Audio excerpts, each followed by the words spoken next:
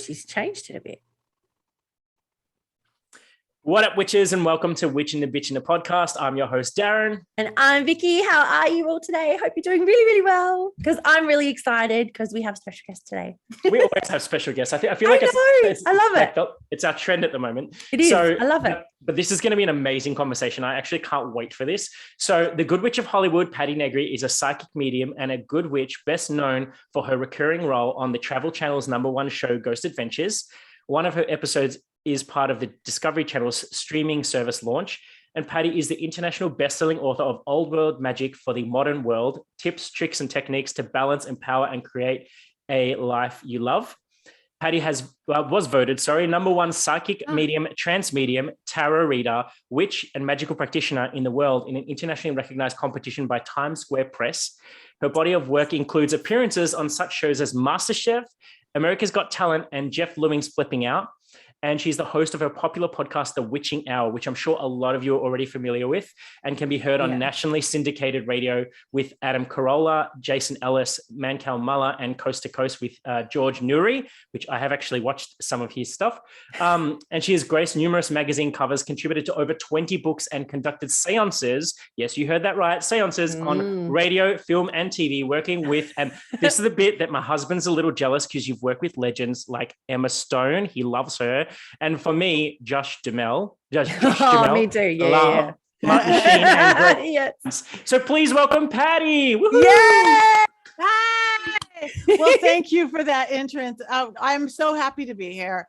I love just listening to your beautiful accents. I know you don't think you have accents. I do, but no, I'm happy to be here. I love witching and bitching. So thank you. Thank you so much. How are you today? Anyway, how are you going?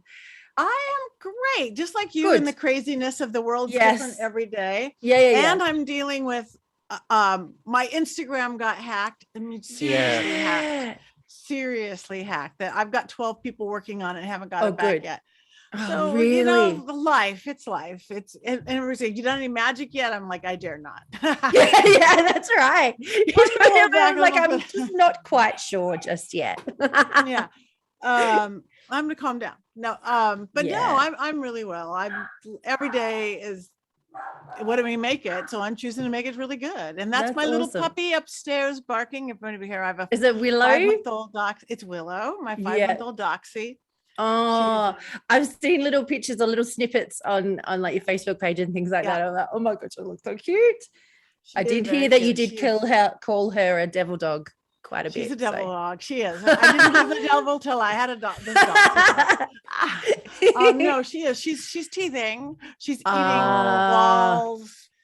Yes, my puppy. He did that when he was younger. Ate like the skirting board stuff, like the board along the bottom. It's like, how did you eat that? It's like, you're so little. How did you eat that entire house? So, but no, they always find a way, and I don't even know how, but they always find a way. There's actually it's funny on TikTok recently I saw there's a filter that you can do where it basically tells you, I haven't tried it yet on my cat, but I'm tempted to try. I almost did it yesterday. It's where you turn the camera around to them and either a halo will appear on their head or little devil horns. And it's supposed to tell you if your animal is either a devil or an angel. I'm scared to do it to my cat because I feel like she's going to blow up my phone. I was going to say, I don't think so. I don't think I'd even try. She's so sassy, like so sassy.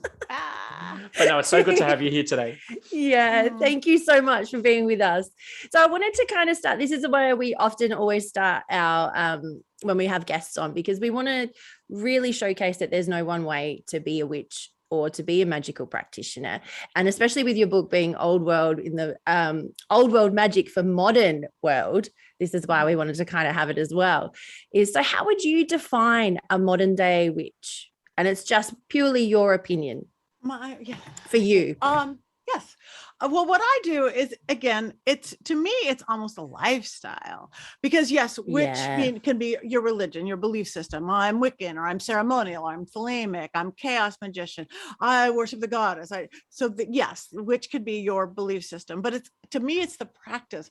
The practice of the craft means, to me, again, you are willing to take fate into your hands and shift it and change it to create the life you love. You're just not going to go where the wind blows or where somebody wants to tell you what you're doing. That we take responsibility for our life and we create it. That's it. That's what it means to me. You could use a lot of different names. I do choose the title witch. Yeah. Perfect. Because that was going to be my next question. That was my next question. See, look at this. Funny that, isn't it? Because and it is sort of that simplicity as well, that it's about creating and taking that responsibility, which I really love that you mentioned in that, because I think that's something that sometimes is a little bit missing in sort of modern day world, is that responsibility aspect. But you said just then that you do use the term witch. Do you use any other terms or anything like that with like to describe yourself or your practice? Crazy. I feel like you're the fun kind of crazy though, not the I'm gonna kill you in your sleep kind of crazy.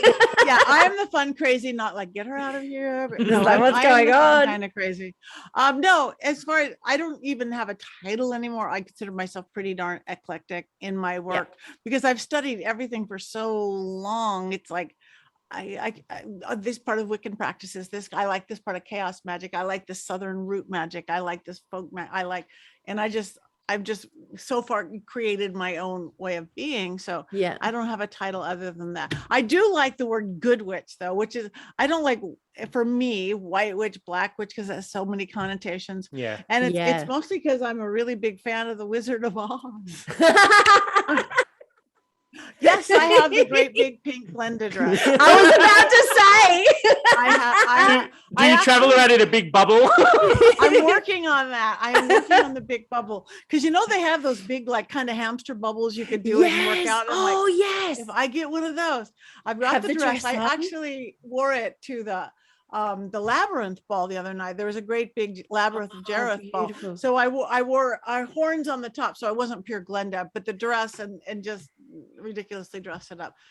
That would be but it's a big dress. It's a really I was about to say, is that big dress hard to walk around in? I like, I am good. I work light magic. Because I believe what you do is the world you create, the world you live in. So why not send out love and positive and abundance and happiness? Because that's what you get. I know, and I'm not judgmental of anybody who chooses to work dark, but they're not as happy as I am. They start getting cranky and you start getting paranoid and you start getting, everything is defensive magic and offensive magic. And it's like, love, I'm going for love. Just love. Just love.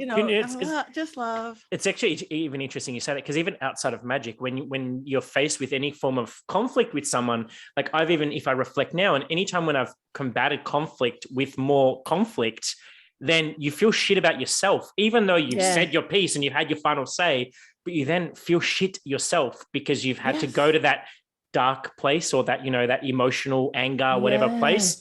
So like, whereas if you just go, oh, well, love and light to you, or it doesn't have to be love and light, but you know what I mean? If you just kill them with kindness, and then you find that you actually, even though you didn't have your final say, you feel a bit better about yourself afterwards. So even magical or otherwise, I think that's a good philosophy to have. Yeah, and it actually does work. If you're disconnecting yourself, because you guys know, sending out hating somebody or jealousy, that's a connection to them. If you really don't like them, no connection is the great connection. If that's what you want, you don't like somebody, disconnect it. So you don't need the battles. There's enough battle on this planet, on this world, and this everything, And so it is. Can I ask with that then, over the years, is it something that have you always felt that way or been that way? Or did you go through like a lot of us witches will go through the patch where I know I'm personally dabbled in some of the dark stuff, not to inflict it on others, but just to learn about it myself. So I knew what I was dealing with. Like, did you kind of go through that phase as well, where you kind of learnt about it to understand it, or? Well, I certainly learn about it because, again, I work in that paranormal world, which talked about, and I'm thrown into dark. I want to be the one to bring light into dark, but you got to understand dark. So if you are letting a serial killer or something that's practically demonic into your body, you got to know what you're doing. You got to understand it. I'm getting hair standing up now. I know. But again, so I've never went there because I just am a natural optimist. I'm just born this way. But I wasn't a very powerful person because I was kind of victim-y, which we'll get into all that later, for a long time. But once I said, no, this is good. I do think to do what we do, to take to be a witch, whatever that means to you, you do have to have a sense of integrity. You have to know right and wrong, good and bad, moral code, not morality, who does what with who, but a moral code. Yeah. If you don't, that's when you can get in trouble. And if you really don't know right from wrong in the classic sense, then you should go have a different belief system where people tell you what to do. Yeah, exactly. Yeah. So I guess then, because I could easily unpack this whole conversation a whole lot more. Yeah, me but too. before we get there, because obviously we know a little bit about you because we've read your book and stuff, but for the people who are watching and listening who may not necessarily know about you, I wouldn't mind taking us back for your origin story, because I know I think it's a pretty spectacular story. So are you able to give our listeners and viewers a little insight into where you came from to get to here today? Yeah. I've literally, again, having the site, I've been seeing spirits and talking to spirits since I could talk. I just knew that those, what they call in our modern non-mystical Western society, it's everything is so left brain and fact-based and I just knew that those so-called imaginary friends little kids have weren't imaginary. They were real spirits I could talk to and deal with. The guy, literally the almost cliche, the thing in the closet and under the bed. I really had something in the closet and under the bed, but I got real information. And I was always very obsessed with the dead, but never ever in a morbid or dark way, just I wanted to talk to them. So I literally did my first seance when I was 7 or 8, went in my little suburban house in the hall where there was no windows and doors, stuffed towels under the door so it was pitch black.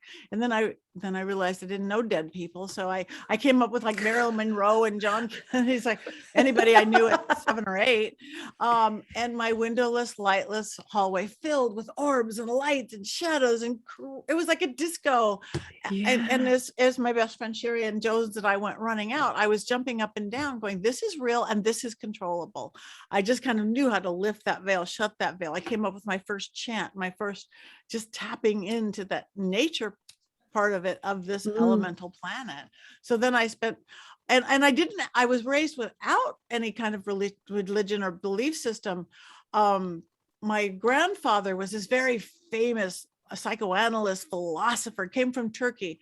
My mom would have been Protestant roots. My dad would have been Jewish roots, but religion was a dirty word in our household because of grandpa. My parents, we just God or spirituality, and we didn't talk about it. But we drive by a church or a temple or a mosque or a synagogue or a park, and I'd see the energy there, and I'm like, I want to go, but I was afraid to ask. I think it was 13. I was brave enough to ask my parents if I can go to church. I wanted to go to plain old Christian church because there was a cute rock band. That was in the days of the Jesus cute rock band. And I wanted to see the rock band. And I was so afraid to ask my mom if I could go to church. I mean, I would have almost, can I go to a rave? Can I go to an orgy? Can I go to some philosophical deep? No, gotta go to church. Like, she's like, oh yeah, you can do whatever you want. I get to do whatever I want. So I became a seeker and I started studying religion and philosophy, just like grandpa, but from the opposite end where he studied it, he spoke on it, he taught it, write books and books about God, psychology, but from a, this is bullshit perspective. Yeah. And I wrote it going, there's truth here and there's truth here. And there, it's whatever template you use, whatever words you use. But if I see energy, which is what I see, you know, you might use Judeo-Christian words and you might use pagan words and you might use science academic words, but if you look at the through line in the broader strokes, that's where the truth lies, whatever roadmap you choose to learn. So, you know, so my path was born. I became a seeker. That's so amazing and beautiful. And I like that would just, that's like, I mean, I say this as an adult now, but that's like, when I idolize about like what my child life could have been like, it's like, oh, I wish I had like, because obviously you develop psychic senses as you get older. I'm like, wonder what it would have been like to like, you know, see ghosts, like as in, because I remember vividly having imaginary friends, as everyone called them. And because I was a bit of a, even though I had a brother and a sister, I always preferred my own company than the company of others. I get it. You know, I know exactly what you mean. but when I was in my own company, that's when my friends would come and play with me, and that's when I could have conversations with these otherworldly things that, like, I mean, mine wasn't to the same degree as yours. We were talking to actual dead people. Like, I have no idea who these people were. I don't know. You don't know. The thing is, I wasn't aware enough, I guess, to ask who they were or what they were about or where they came from to then fact check, is this person real? Like, not like, I mean, Google wasn't around back then, but I couldn't have even done that. You know what I mean? You can go. But no, I think that's so amazing. And I guess that would have kickstarted up to your, like, obviously your modern day manifestations of that, being that you work in the paranormal investigation scene and doing seances and all that kind of stuff. So I guess, how did we go from this being just a thing that you discovered to then taking this to the mainstream and getting out there? The economic crash of 2008. Okay. Really? Yeah. Wow. I mean, this was my world. I mean, I was a witch. I had a coven. I was a psychic. I was a medium. I was known for my seances. In my private life, my public life, I'm still a Hollywood girl. I run a production company. I still have it, called Brain Brew Entertainment. I did big corporate live shows, song and dance extravaganzas, industrial shows. And I'm like, really, when you're dealing with HR departments of banks and stuff, it's like, these people cannot know I dance around, naked around a bonfire and talk to dead people. They just would not, this, like, we only touch an elbow in the corporate world. Yeah. Okay. So I'm like, I kept it separate, no lying, but this is my world. I was an actress, and I was a producer. I produced shows. And then in 2008, the big economic crash and corporate entertainment became a dirty word. Everything is like, we can't afford this. We're not going to give our actors, our employees a show or motivational training or all those things we did. And at the same time, reality TV was pushing up. And I have a sketch and improv background. And I remember somebody came to me that I knew. They go, Patti, we need you to do a seance on a TV show. I'm like, oh no, I can't do that. I keep that separate. Please. We know what you do. We really need you. No, I can't do that. And please, no, I can't. And then I'm looking at my empty calendar with no shows. And I kind of, well, what's the name of the show? and they go, it's called Mobile Home Disaster, and it's on country music television. And I'm like, well, nobody's going to watch that, right? If you're going to dip your toes in, it's okay. Who in the world would watch a show called Mobile Home Disaster on country music television? So I go, okay, sure, I'll do it. I'm not working. I went, I had so much fun. I got to help a little living girl. I got to help a little ghost. I got to let her family see she wasn't crazy by who she was talking. There was a portal in her trailer mobile home, this spiral that she, and it had the background of, I mean, I didn't have to memorize things like acting. They followed me around with three cameras. I got to do what I do. I get to help people like I do. I got to spread my philosophy in a non-proselytizing way. Yeah. I go, oh gosh, that was so much fun, but never again. That's it. Nope, not again, never again. So then when it aired on, I'm like, nobody's going to watch it. Of course. The very next day, my biggest corporate client, let me turn that down. My biggest corporate client, I saw you on TV last night. And I'm like, of course you did. Yeah, this national bank. I'm like, yeah. And she's like, I didn't know you were into the paranormal. I love the paranormal. I'm like, yeah. You do. My voice goes into this little girl. Yeah, and we had the best conversation, most personal conversation we have ever had. And I'm like, that's it. I'm out of the broom closet. I am out of the psychic closet. This is who I am. That was the most fun I've ever had, the most fulfilling I ever had, that I am being truest to myself.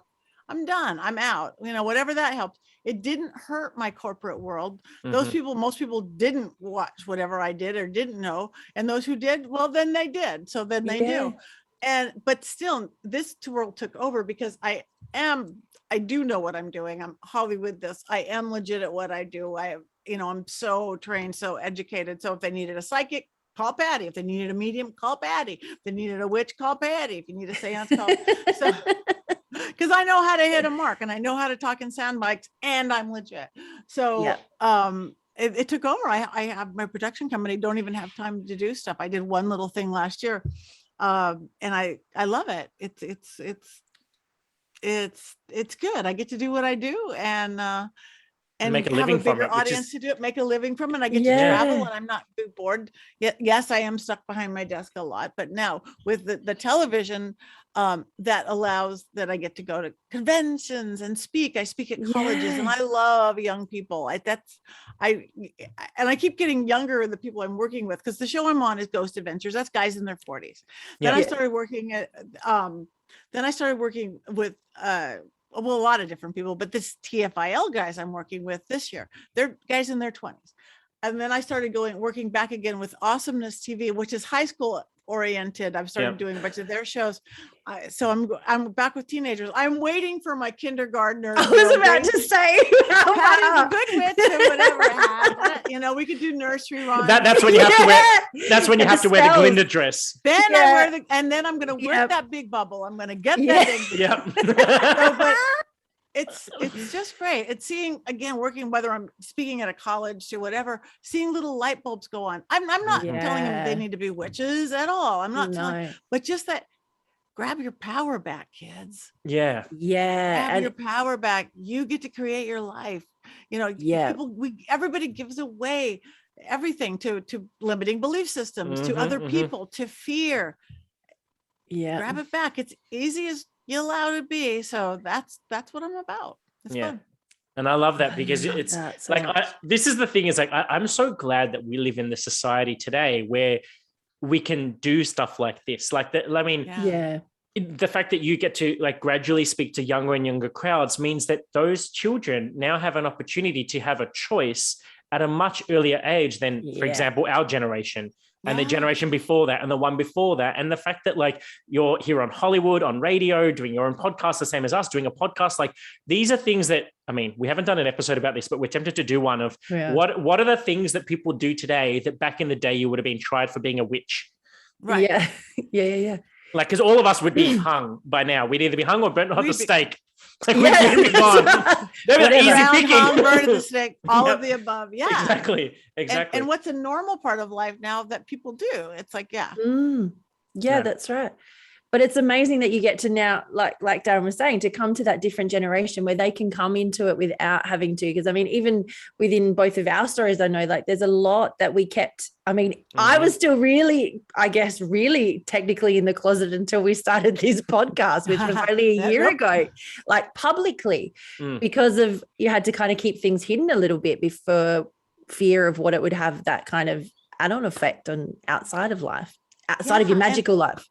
And I think the world needs us now, forward thinkers who take action, because it is a scary world. It is a scary world, and unrest and pandemics and people want to look outside themselves. You want to look outside this three-dimensional, this world. And a lot of religion isn't keeping up with the world. So they want more. So this is something they can go to.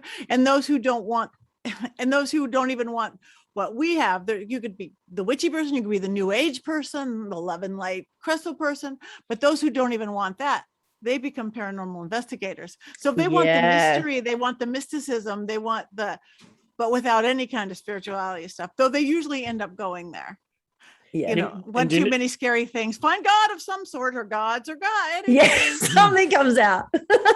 and see, that's the thing, is that like there's a part of me that has this yearning, and like I really like when it comes to movies in Hollywood, like actually I'm talking like fiction right now. The only movies that get under my skin are the ones that are about paranormal things going on. They're the ones, anything with any kind of religious connotation, like demons or devils, or even like the Skeleton Key, all about voodoo. Like those types of movies that are about things that I believe in really get under my skin. So Paranormal Activity, I'm like the guy that's like hiding under the bed sheets, like looking like this to watch it.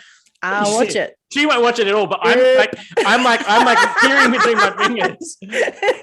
So I want to know, like, because that would scare the bejesus out of me, but at the same time, I'm curious, like, what is it actually like when you have to go into a place and like investigate what's going on there?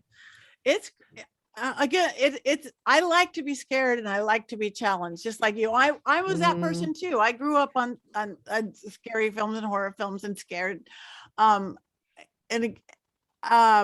It's it's a fun challenge. Again, this is one of those, don't do this at home. Know what you're doing. Who are you going to call when you get scared? Is it Jesus? Great. Is it your mother? Great. Is it your Louboutin? But know what you're doing. But it's what's going in, again, it's, you don't ever know what you're going to get. So, and again, it's trusting the gift. I get just as scared of, it's like, I don't know anything going in the psychic part with Zach or whoever I do, they'll keep you blindfolded, locked in the trunk of the car if they have to. You don't know where you're going. Well, almost literally in the van.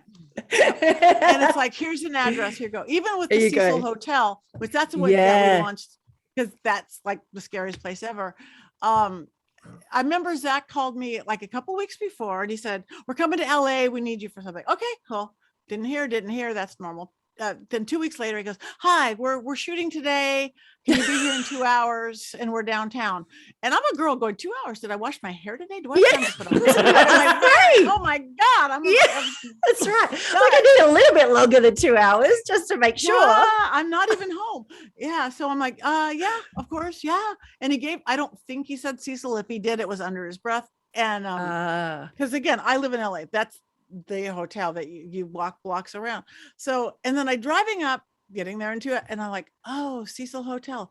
That's that water tower, girl in the water tower place. The serial. That's all I remembered. And I'm walking up. Don't know anything. Certainly didn't have time to research. I wouldn't anyway, because he always wants to test me. What happened in here? 6 double murders and so I walk in, and I should have known from the very beginning, because it is like Skid Row. A rat did not want to let me in. I would go right, the rat would go right. Would go left, and I'm dancing with the rat in the middle of Skid Row going, okay, well, I'm not even overly afraid of rats. I go, he's either out to get me or maybe he's trying to protect me. I was about to say, which one is it? So I walk in, and this building starts bombarding in on me, boom, boom, like this heavy, dark. She's like, oh, wow. And I start going into trance state immediately, because that's what I do with these guys. So then they pop up like, hey, and they have their cameras already strapped on. They go, okay, Patti, there's 14 floors or 700 rooms. You tell us where to go. And I'm like, okay. And I go into the elevator, push the button and go here. And again, that's where that faith comes in, faith that you can't left brain it. You can't overthink. What if I don't know? And then I took him to a room where I almost jumped out a window. Then I take another room where a woman was raped and murdered. And I'm like, but but then you help people too. There was some, I mean, I didn't get to cross anybody over there, but we helped some stuff. I remember even at the Black Dahlia house, that's one other famous dark one that's here in LA that we did. The Black Dahlia, Elizabeth Short actress, this guy cut them up and did horrible things. And you never see it on camera. He didn't get to do it, but we actually crossed over one of the girls, Fauna Hodel, who was the granddaughter of the guy. Her mother wouldn't die because she had promised this girl spirit she would help her, because this guy was holding in these spirits. And she promised she would help her. So with Zach, with his whole grooves, you would never see do that. We literally did that. Go to the light, Caroline, go to the light thing. We felt it. We saw it, the whole thing. It was beautiful. Of course, they couldn't put it in the episode. That didn't fit what they do, what they wanted, but it was magic. It was great. And that gets to happen a lot. Sometimes I'll go back to the houses and clear it for them. So again, we get to do what they want for the television, the jump scares and all that stuff. Again, all legit. And then get to help the spirit sometimes not. Sometimes they want to break your ribs. I've had that done too. That's what I was about to ask you. Like, how is that to be going into those places and sort of taking onto that energy a lot? Like, does that take a toll on you personally? Like I watched a little snippet of one of the ones that you did at the Cecil Hotel where like you had like them channeling. It was Bobby, I think his name was. When I spoke backwards. That was pretty good. That was I thought again, I let somebody take over my body. I'm channeling, possessed, whatever. And I keep this much Patti. And I thought I was talking. I knew I was kind of rocking, sort of, but I thought I was talking. I didn't know all they were hearing was gibberish. And then when Corey goes, play it backwards, and then backwards, it sounds like I'm going, I'm so sorry, I got to get out of here. That was wild. I have never done that before. And I was, and I was this drug addict doing whatever that person had done. But I know I've had scare. I don't know if you guys I was at what it's all about respect too for spirits. If you're going go, it's respect. When you don't have that, that's when trouble. Again, the Black Dahlia murder pushed me so hard into a chair because I didn't set my wards correctly. I ripped all the cartilage off my ribs, had to go to urgent care. I think my most, and I've said this probably not here, I think the biggest one so far was I was at Marilyn Manson's house. It was a house built by Charlie Chaplin, and then the Rolling Stones manager, but Rolling Stones lived there, mamas and papas, all these famous, chaotic. Then the person who had been at the real life sex doll, and then Marilyn Manson moved in, and he was my neighbor for 7 years, right in the Hollywood Hills where I live. Yeah. And this one kid got kind of disrespectful, and it's a very haunted house. It looks like it was built by sacred geometry, like a mason. Oh, 12 of these. There's a compass drawn in the floor as you walk in. It's like 4-level roundy staircase. I'm like, this is a magic house, good, bad, or different. But this kid was being disrespectful. So first is not demon. Demons get way too much credit. 90% of what people think are demons, it's just cranky ass ghosts. It's like not a demon. It wants to be a demon. It's a wannabe. I'm sorry, but that is the soundbite or quote of the episode. Demons get way too much credit. They do. It's like, oh yeah, the demonic. It's like, really? That's a 13-year-old ghost that wants to be. It's like it's a 13-year-old chucking a tantrum is what it is. So anyway, but this ghost was getting cranky. So the French doors were flying open, everybody's screaming. The producer side of me is like, wow, that's like special effects, but it's not. I still wouldn't pay. That happened again. And then the speakers on the floor, old school sound speakers, like came on like white noise, and everybody's like, they weren't even plugged in. We look later, but this tension is building, and I'm trying to keep control because the veil is raised. I'm trying to keep control. We're working with a Ouija board, which I do know how to do safely since I was 8. But this kid said something so stupid, not him, but my cameraman facing him burst into flames. Like a V, like angel wings of fire up his back, everybody's screaming. 2 cameras actually caught it, and his camera didn't, because one camera like hit the ceiling, hit the floor, like it's a small room bursting into place. The cameraman's facing this way going like, why is everybody screaming and pointing at me, until he realized his back was on fire. And I become, cool witch medium Patti becomes medic Patti, which I am on the EMT. I'm like, drum and roll, blah, blah, blah, blah. And I'm calling in my guardians. I'm calling myself. It's like, we're done. I don't care what we're filming. We're doing a documentary about the house. We're done. Nobody bursts into flames on my watch. This isn't good. This is like Spinal Tap. No, my God. No spontaneous. So, but the guy who caught on fire, who was a total skeptic, a total non-believer, he was so intrigued. He's like, because when you burst into flames, and I mean, I was going to say that's a pretty big thing to casually bursting into flames, just whatever. And he's like, no, I'm okay. I got the shirt burnt off. I'm like, poof, it shouldn't have. He's like, I got a sweater. I'm okay.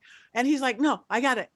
And we calmed it. And the kid, the idiot kid that really caused it, he was no longer a problem. He became the choir boy in the corner, like not another word, just like, okay. He's going to be good. I talked to the ghost. I'm like, we're not even going to get rid of you at the end. We're not going to shut it down. Just come on. So he agreed to get along more or less.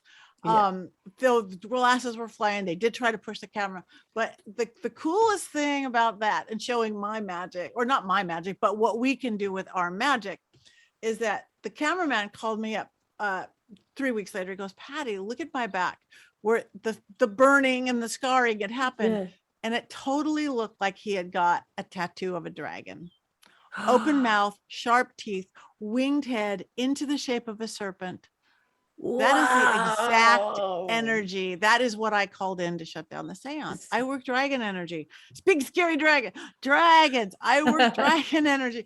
And I'm like, oh my God, you have a tramp stamp of a dragon on your back. That is about the coolest thing I was about to say that's the coolest thing you could ever get, I think, isn't it? Yes. And he thought so too. He was so inspired by this. He wrote, they haven't done it yet, I hope they do, who knows it.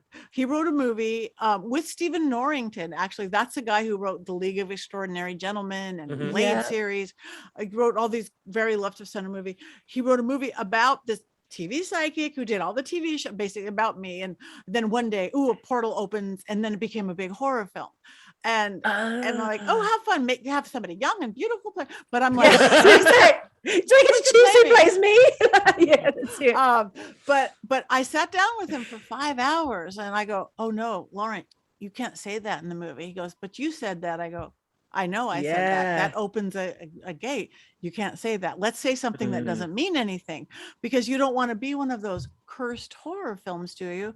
Spirits, energy don't know the difference of this was written on a script and this is really doing it. That's what happens with those movies where all the actors died in a car crash. They really do stuff. So we changed all the words that if it ever does come out, it's just going to be a horror film, not a cursed horror film, because all the words are now meaningless that sound like big magical words. Yeah, well, it's funny you should say that, because I know I'm going off on a bit of a tangent, but we all know that I love a good tangent. Yeah. So it's a funny you say that though, because like so many people, when they say things online, even just in a mundane level, and like I'm a witch, I live by my word. So if I'm going to put it out there, especially in writing, it doesn't matter whether I've spoken it or written it down or typed it into a computer or sent it in a text message. To me, my word is my everything. So like the fact that so many people just nonchalantly put stuff out there, I'm like, oh, you really should not be typing that, because who knows who's reading that. And if they're chanting that shit out loud, or even just saying it in their head as they're reading your post, like you're like, because I've seen a few people, especially of late, that the people I've actually seen someone quote how to open up a portal to the demon world and all this kind of thing. They put that on the internet. I'm like, so report the thing, take it down. You don't want random, like it could be a 10-year-old that's going to read that, It's going to be a 10-year-old that's going to read that. And you have so much energy when you're at that age. And, definitely. So can I circle back a little bit? There's so many different directions I could take this. As someone who's done every Game of Thrones quiz, and I always end up with House Targaryen, so I'm absolutely fascinated by your dragons. I do want to go there, but first I want to go back to something else we spoke about. So when it comes to, now I know that I'm kind of dumbing this down a little bit, but when it comes to being a psychic versus a medium versus a trans medium, how would you differentiate the difference between them? Because I know what they are, but just in case someone's listening, they're like, aren't they all the same thing? Because they're not. But how would you define the differences between a psychic, a medium, and a trans medium? Okay, well, a psychic is somebody who can see into future or possible futures. My witch trumps my psychic, because I would never say this is going to happen, because we have free will, we have control, not over everything, but over a whole lot of it. You know, it's not, I could say, a bird's going to poop on your head when you walk out of your house. I am such a good psychic. I know when the bird's going to poop. I know when it's going to fly over. I know when you're going to walk out. And that's what, a baby's like, the bird's going to poop on your head. I would go, be careful so the bird doesn't poop on your head. Go out the back door, put up an umbrella, and again, create your path. So, but that's what a psychic does. You go to a psychic to look at love and career and health and looking into the past or future and all that, to see pathway blocks that you have. Again, to me, futures aren't set in stone, because we do have this free will thing, which is great.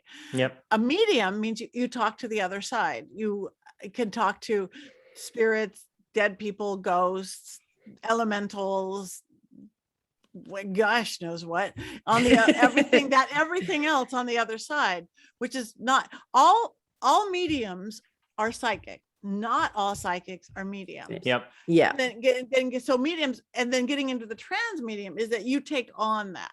A regular a medium is like, okay, your grandmother is telling you that she hid the will in the box and she wants you to have her diamond ring. A trans medium will take that on and become the grandmother and change the facial shapes and do all that. So, as in, because I don't know if I even mentioned this on air in previous episode, but so I used to attend a psychic development circle for years with my teacher from back in the day, Leonie, and we started off as psychic development, and over time it became mediumship. And then I remember the first time that she did trans mediumship in front of us, and I freaked. Like, and I even remember because her face had changed, because we open our eyes up out of meditation. So I'm looking with the half open eyes, and I literally saw her face change, and she looked me dead in the eyes and said, I know you're freaking out, but you need to calm down. It's okay. And I'm just like freaking, like, and the more that I'm going to freak out more now. Because she's looking at me, and in my mind, obviously in my mind, I'm going, who is she? She's not even my teacher anymore. I don't know who this person is that I'm talking to. And it's just looking me dead in the face. And it's like, it took me a while to calm down after that class, let's just say. Yeah. Because like, I'll be honest, I was one of those kids who used to dabble with homemade Ouija boards, having no idea what I was doing, inviting all kinds of things into my house. And I remember when I was a very young kid, I think I would have been probably about 10 or 11. We had done a seance with my sister and her best friend, and we do all this thing. We made up all the rules, like, we have to make sure we all take our finger off the glass at the same time, or whatever, or we have to make sure we're sitting on a cushion so we're not sitting on the floor. And I don't know where these rules came from. We just made them up. But it was. Yeah, but that's just what we believed and all that kind of stuff. And then I remember the next day, my uncle came over with my 2-year-old nephew, and they came over to our house and they went to go in our room, and my nephew went, not nephew's my cousin. What am I saying? My uncle with my cousin. My cousin went running out of the room screaming and crying. And my uncle came to see what went on because he thought something had happened. And he walked one step in the room. He's like, whoa, what have you done in here? Because he's a massive spiritualist. And he goes, this is not good. You need to fix this. You need to get rid of this. And I was like, what are you talking about? Like playing dumb? Because I don't want my spiritual uncle knowing that I did a seance. And so he ended up having to do a house cleansing for us. Without my parents knowing, because they were very Christian, but he did it on the down low. And like since then, I vowed never to touch Ouija boards. However, now as an adult, I almost want to do it. So is there any what are your, I guess, takeaways or things that you need to know before dabbling into that? Because I know that you can use them for spirit contact in a very safe way. Again, set up your wards, your protection, your sacred space, whatever that is, however you work. If you work with angels, call in angels. You work with gods and deities, call those in. You work with dragons, call those in. Whatever that is, or set your space. Elemental, call the four wind. And be very careful of who you allow in. You wake it up, you put it to sleep. You don't open your front door and go, anybody come in, the serial killer next door. Hello, the door's open. Welcome, everyone. Yes. Why would you do that? Anybody out there? And then you think it's wisdom. Just because they're dead or your Ouija board, and just because that says it's your grandma doesn't mean it's your grandma. And it's not like some god you're talking to, that it might just be a trickster. It might be somebody stupid. Be very careful of who you allow in. I am a firm believer, which has got me safe through everything, that this is our realm of existence. This three-dimensional world. We are humans right now. We have gravity. This is our world. The other world actually does have to play by our rules. I've thought that since I was a kid, and it's therefore always been true. So, other worlds, they might have their worlds. Maybe we have to play by their rules. But so again, if something comes in that you don't like, that feels negative, command it to leave in whatever you believe in. I don't even think it matters. The name of deity, in the name of your cat, in the name of without I wouldn't anger, mess with my cat. without anger or without fear, because if it is a negative entity, it wants you to get angry, it wants you to get fearful. But be like a parent or a teacher. Yes, it does. So you want to be like, nope, I'm sorry, my body, my house, my Ouija board, you are not welcome here. Almost like with respect and a love, but disciplinarian. Guess what? They go away. They do go away. If it feels positive, don't be afraid to talk to it. And so many people, that cracks me up. It's like a spirit comes in. It's like, they sit their jaw dropped. The spirit sits their jaw dropped. Did you talk to him? No. You just stared at each other? Yeah. Yep. You didn't just like, are you human? Were you human? Are you an elemental? Are you an angelic realm? What are you? Are you male? Are you female? Do you have a gender? What's the deal? Why are you? Yeah. And even if they're good, you can go, yeah, I need to sleep. Go away. Our world, people, again, just like when we started out this thing, everybody gives away their power. Everybody wants to give away our power. Don't give it away to spirit world either. And that, even when I have crossed about really heavy and strong things, I still believe you bring a candle into a room, you bring that light into a room, that room has now got light in it. Even though you see those scary ass dark shadows, you're going to see the monsters in the corner. You brought in the light. Yeah. So that I live by that. So Ouija boards, make sure you wake it up, shut it down. Just next week, I'm going to Michigan Paracon, which is the big here in the States, one of the big ones, thousands of people. I am doing a seance on the world's largest Ouija board, Guinness Record world's largest Ouija board, with a super haunted Ouija board from the Historical Society of Talking Boards. So that's in the middle of nowhere in Sault Ste. Marie, Michigan. So that's what I'm doing this coming weekend. I think that's awesome. I don't think to me it's a tool, and it so cracks me up that somebody's afraid of a Ouija board, but they'll sit there with a pendulum. That's a door. Or they'll sit there with dowsing rods or tarot cards. Are they any different? These are openings for spirit. I guess for me, it's that whole thing of because a Ouija board, I've never had experience with it. So the only experience I had was a negative experience. It kind of scared me.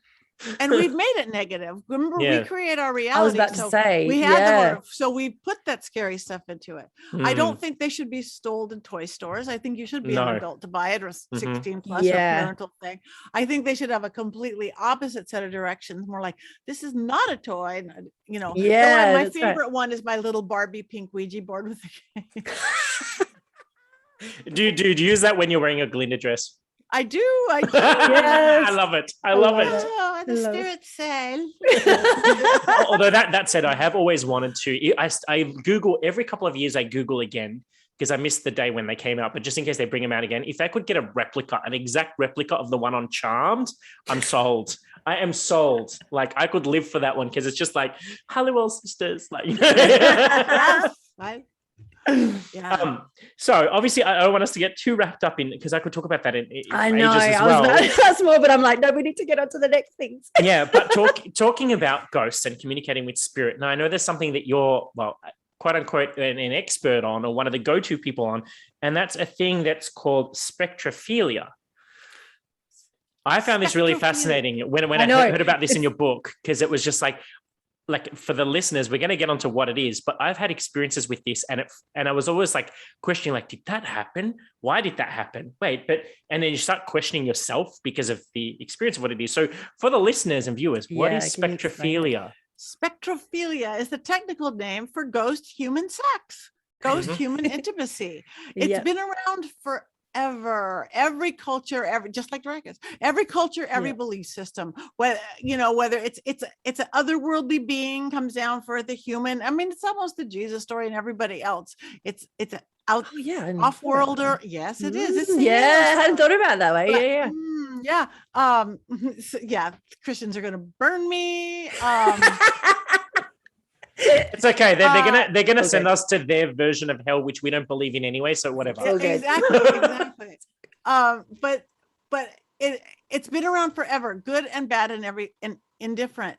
But the stuff that always gets the rap, that talked about, is the bad. Ooh, that incubus, the succubus, the demon devil who comes in and sucks the life out of you with the best sex you've ever had. And again, just like human sex, it's true. There's good and there's not good. There's consensual and there's not consensual. In anything, the non-consensual is not good. But there's been the good side of it for so long. But in our modern world, I mean, it's bad enough to talk about ghosts and spirits. We know that. And to talk about sex, we're still this crazy prudish, no matter how modern we think in the States, and I'm sure Australia's the same. No matter how modern we think we are, we're not. We're prudish. Ooh, don't look at the body. Ooh, don't like. It's like, so if you're going to combine ghosts and sex, it's like, you just don't talk about it. But then all through history, there's all these people experiencing it, like you. And again, and it is the good side of it and the bad side of it. They're afraid to talk about it, and they think they're insane or they're possessed. And the good side of it, then they really think they're insane or they're evil or they're possessed or something. It's like, no, not either.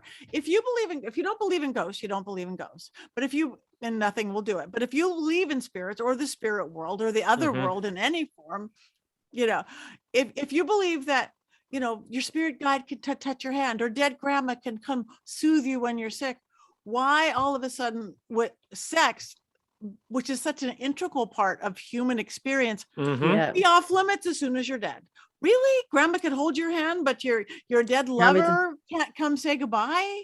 And so I think there's something amazing about that, because it's like if you think of all these people that deal with grief and loss, And like, you know, I mean, one of the things is the physical intimacy is gone, and then they feel almost dead inside because they're missing that physical contact. Like, who's to say that after you've finished with the grieving process that you can't engage in that kind of activity with your departed loved one as a means of soothing and healing? You obviously don't then hold them to this plane for the rest of eternity. Let them go off too. But at least to help with the healing process. But it can be also a goodbye as well. And it usually is. And I'm saying, again, once I started having clients like that, I had to study, I had to learn. So again, I am considered like an international expert. But, you know, when the playing field is 3 people big, you rise to the top really I'm the expert because I'm the only person who knows. But when my best friend, her husband died really young, cancer, and he came to her, and it was like their normal foreplay, and it was like that's how they started, and it was a closure. It was a closure. I'm okay, you're okay. And it was beautiful. I don't think it should be a continuing thing, because talk about geographically undesirable. They're not even on the same plane. It's not even you can't take you out to dinner. You don't take them home to the family. But in things like that for closure and stuff, it's good. And also I've seen it as good for a lot of people, usually women, but it can be both. Somebody who's lost their sensuality, they've lost their sexuality, they're afraid to date, they're afraid to go out, they just don't think they have anything. I've seen spirits come into them, whether they've consciously or unconsciously called them in, they've rediscovered their sensuality. And then it's like, oh, this is great. And then I urge them to move on to humans. Though again, apparently I know what you mean, but it just it sounds bizarre, doesn't it? Yeah, it does sound, but again, it apparently is really good, because it's really good. I haven't had it myself, but it's like full body everything. You're not even limited by the skin on the outside.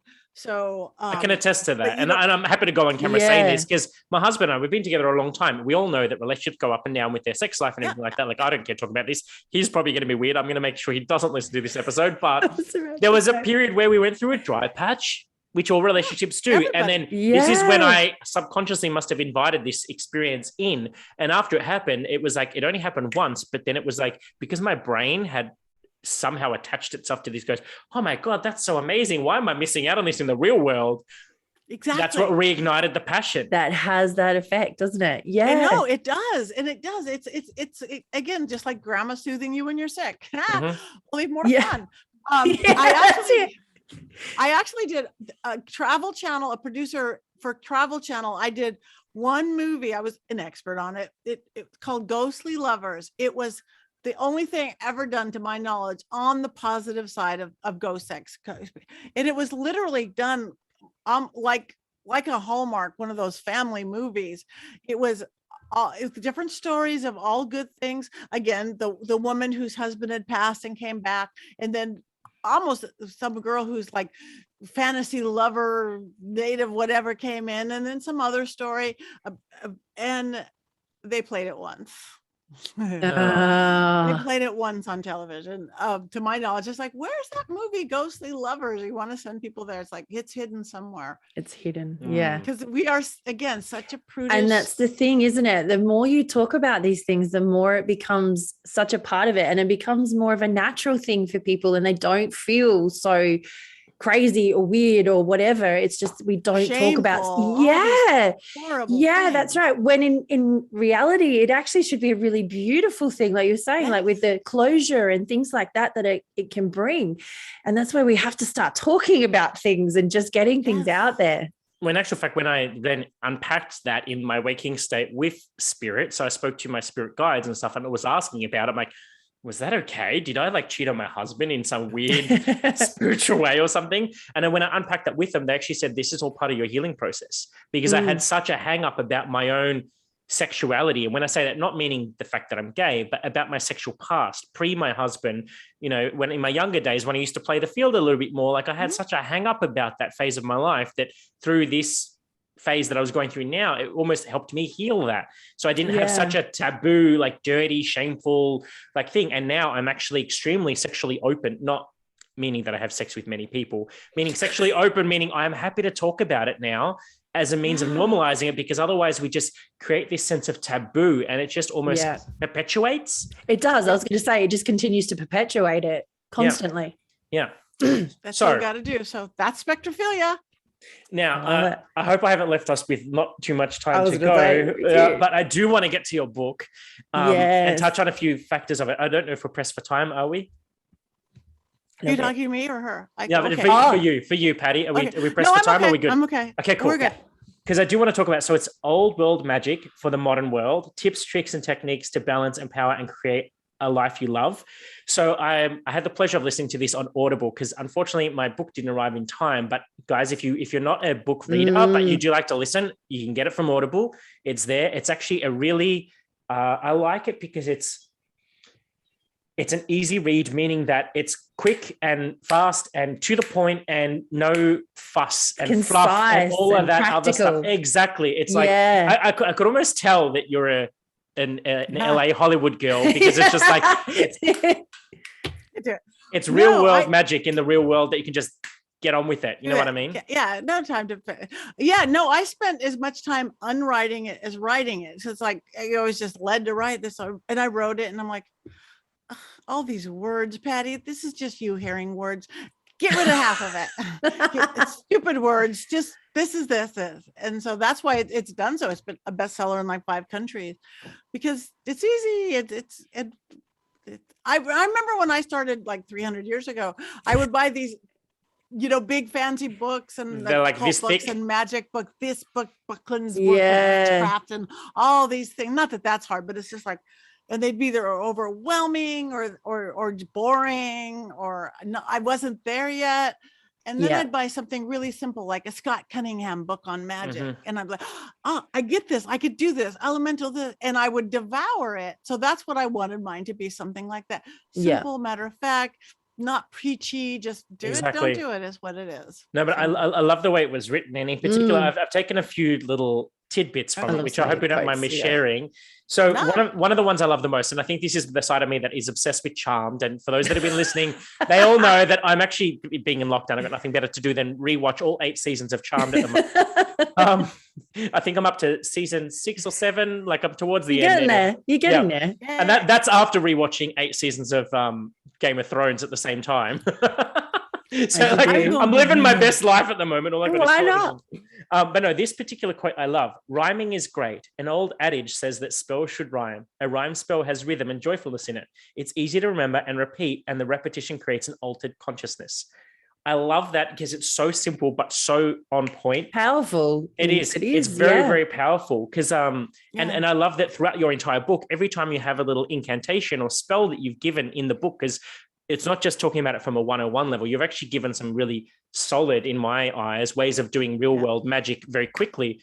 And I love the way that you rhyme because, I mean, there's something a little bit poetic and cute about doing a spell that rhymes. Yeah, it is. I do too. I love it. One of my friends, his name is Orion Foxwood. Yes, we've had him on the show, actually. Yeah. Oh, you have? We've had him on the show. Yes. Oh, he's amazing. The way he's you just melt. I'm in love with him. Yeah. Oh. I am too. Everybody's in love with him. Yes. And he's got charmed voice. It is. And it's also got that southern. It's not a drawl. Way he says it, but it's not a drawl. It's that southern voice. Like, he has that like almost drawn out way that he speaks, and it's just like listening to liquid. Like his voice is like liquid chocolate. Yes, I like that. When it's just like oozy, and it's either chocolate or caramel. It's got that consistency. So smooth and anyway. So I'm having a bit of a man crush on Orion now. And it's the rhyming partly. Yeah, it is. But he also has he has a magical way of choosing particular words that really just hit the heart center, which I love. But no, getting back to your other quotes, there's another one that really hit home for me was, everything we do must include mind, body, and spirit. 1 out of 3 is wishful thinking. 2 out of 3 is hit or miss. 3 out of 3 is a home run. So that's another one that just really, because for me, and I think you explain it so eloquently. I don't know if we've got time to go on it now, but like you explain it how everything starts with thought and then through action. And then I don't know if you have a better way of paraphrasing this because I'm doing a really poor job of this. No, you're doing great. We'll never surpass our own thought pattern. We won't. I can't do that. No, now you can't. I could do it. Now you can't. We just know that's psychology, mind, body. We have to take action. You cannot sit down on the sofa all day. You're not going to get anywhere. And the spirit, that's what people get they don't get, but that's actually the energy, the battery that makes it happen. You could do it through old school religion, go pray. You could do it new age vision boards and affirmations. You could do it, we do a spell working. It doesn't matter, or just faith. That's the battery. When you have them all, you could go through your entire life and look at everything you've accomplished. You've believed it, you've taken some sort of action, and you had some spirit, faith, or magic behind it. The things you haven't quite, you just need to tweak one or two. And then to me, in spell working is the same thing. It's creation working dispatch. The creation is like, I want to do a love spell. I better do Friday because that's Venus. I'm going to use, rose petals. I better, that's the mind part. The body is, I'm sitting here carving those candles, mixing those herbs. And the dispatch is when you're sending off the spell. The spirit. It's the same thing. Our witchy world and psychology, mind, body, spirit, the 20,000 books are written about. I love it. And then I guess my favorite part of the whole book, which I was talking about with Vicky before we got on air with you, was the section about what you can do in the bathroom, both the restroom and the bathroom, meaning where you shower and whatnot. Just the simplicity of and I've never thought of this. I can't believe in 20 plus years, I've never thought to do these things. I know, carving sigils in your soap, or because I don't use actual soap blocks, I use liquid soap. So even you said just drawing sigils on your shampoo, conditioner, or on your liquid soap bottle. I'm like, that is genius. Yeah.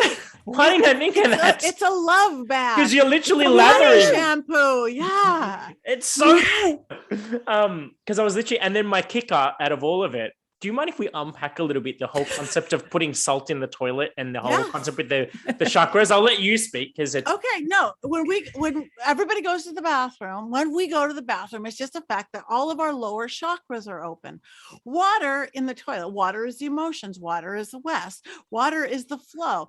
Toilets run the right direction down whichever side of the equator you are on. It's a great big water cauldron. So if all your lower chakras open, a little tiny pinch of salt in the toilet, in the commode, before you sit down, just a little pinch. When you relieve yourself, get rid of stress, get rid of anger, fear, whatever you're holding on to, and you flush it down. Going to the bathroom could be this beautiful magical cleansing ritual. See, I love this. You know, I love the practicality of everything. It's so cool. I've now changed that. You know how WC water closet? I've now changed it in my mind from now on. WC is water cauldron. Yes, I'm just going to sit on the water cauldron. Go to the water cauldron. Down to the ocean. It's a water. I love that. I'm going to call that too. It's a water cauldron. Water cauldron. It's a whole new name now. We've got a whole new thing. It's like I'm just going to sit on the water cauldron. Chris will be like, "What? Where are you going?" It has running water. It goes to the ocean. It's got the whole bit. It's magical. Well, it actually makes sense because when you have all the stress and the emotions and the fear and the anxiety or whatever, that's when you tend to physically be more constipated. Yeah. You hold on to all the shit, quote unquote. I was going to say, you're holding on to all that shit because you don't want to let it go. So that's why, just go to the bathroom, flush it out.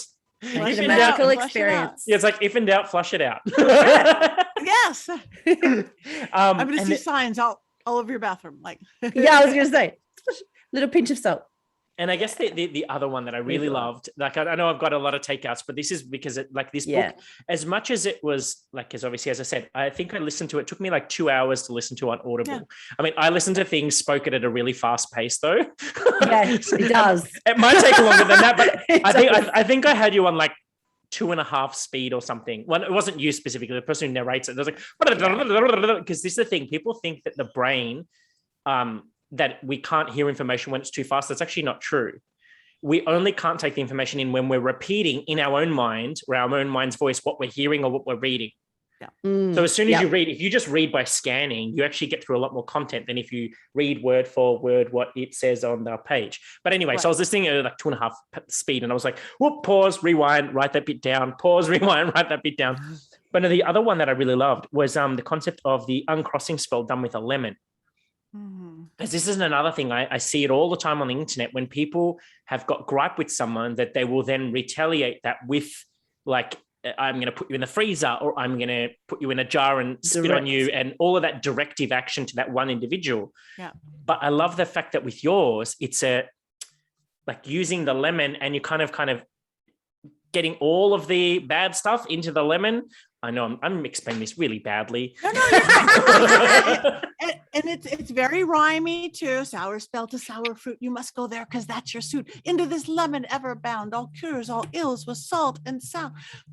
And it's because, again, you're attached. If you're going do it against Bob, you're attaching yourself to Bob. Just anything negative that what they're sending. If they're sending bad energy, if they're sending jealousy, if they're sending evil, they're still just what they're doing, not the person, because you don't want to be attached to that person. And lemons are clearing, and salt is, it's old Southern conjure. It's a form of old Southern root magic, and it works. You set it out to dry, then you burn it, and it just works. From, again, we talked in the beginning, that curse, the family curse that hardly anybody has, but we create it ourselves. We certainly do. But this is such a beautiful way. I have not yet to find a reason to ever have to do anything. Yes, you could do defensive magic if needed. You do protective magic if needed. I've never even, when I talked about like the Master Chef and the America's Got Talent, the Wipeout, when I was at these auditions where I literally on each of them beat 100,000 people to get on, and I only pick things that I do not know how to do. I'm not that physical, so I beat 100,000 people to get on Wipeout. I didn't go there, I hope she trips and I hope they're not good. I was like sending them all this good energy, and that all bounced back. Same thing on Master Chef. It's like, I wasn't, she burns her chicken. It's like, oh gosh, you look good. This looks good. You're going to do great. You're going to win. All that energy out just came back to me. And now I'm cooking for Gordon Ramsay, and I can't boil water. I'm a good witch. I'm not a good cook, but I'm a really good witch. And it's just like, what show I have absolutely no business being on? America's Got Talent. I'm sure you have your own Got Talent. Yeah. But that's usually the best of singers, and the best is like, I got none of that, but I'll go on and be a psychic. So next thing I know, I am rolling around the floor of the Dolby Theater with Howie Mandel. And again, same thing, putting out, you don't need to ever do negative. What you put out, you get back, kids, Yeah. I love that. And just to finish on something really sweet, I know that one of the love bath, we've mentioned it a couple of times. And I think because you say that it's, now I'm going to muck this up as well. I should have written this down. It was, you put salt in the water to cleanse the negativity. Then you put sugar in the water to give yourself a bit of sweetness. And then there was milk, but I can't remember what the milk was for. Nurturing. Yeah. Salt for cleanse, sugar to sweeten, milk to nurture. It's womb work. It's really a lot of things. I just have the bath in the book, and it should be cow milk if you're willing, not coconut milk or almond milk. It's milk. And there you could do a lot of inner child work in there. You could do a lot of going a shadow work in this warm, hot. Oh, I'm absolutely that putting that on my list. And that security. I'm doing that tonight because I love baths. Yeah, that whole cocoon thing. And you feel like breakfast cereal. Salt, sugar, and milk. Put a little bit of cinnamon, a little bit of this, a little bit of that. I'm getting soggy. But there's nothing more nurturing than doing a love bath. I think it's just so amazing. Like I've done so many of them where to put like Epsom salts and all the other like chamomile and blah, blah, blah for relaxation and whatnot.